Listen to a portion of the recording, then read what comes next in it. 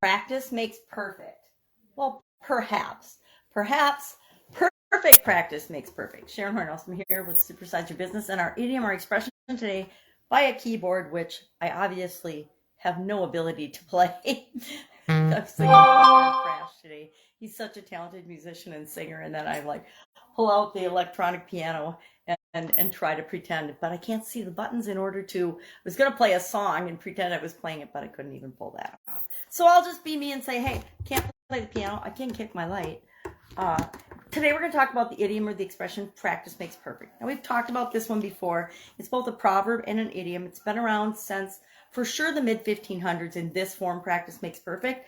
But it basically reminds us that if we want to be good at something, if we want to be successful, and I contend that perfect is a fallacy and that we're probably never going to be absolutely positively perfect at anything.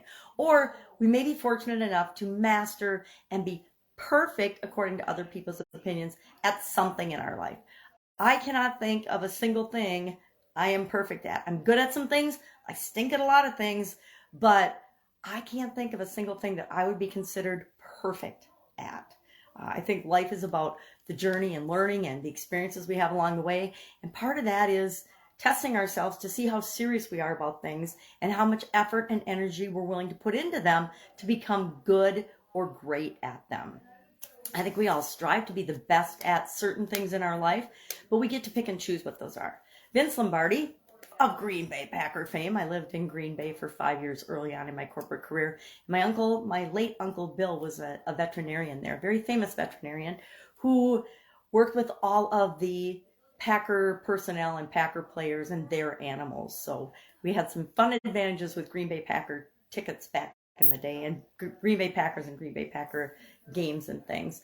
So I love this quote by Vince Lombardi, and he basically said, perfect practice makes perfect, not just practice. If you're practicing the fundamentals, and he was big on practicing and repetition and the fundamentals and the things that make you great as building blocks, kind of like failure. I hate to say we practice failing, but we practice taking action, and some of those actions work for us, some of them don't, and we learn from the ones that don't and then repeat and apply the ones that do.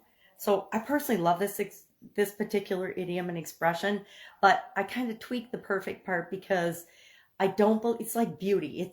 Everybody gets their own opinion of beauty. Everybody gets their own opinion of perfect. So how can we know if we're ever perfect or not? So those are type things that I try to avoid. I don't even strive to be perfect at anything. I guess lots of people have a perfectionist gene that wants them to be perfect at things. And I think that one skipped me when it came to handing out gifts and things that we thought we should be.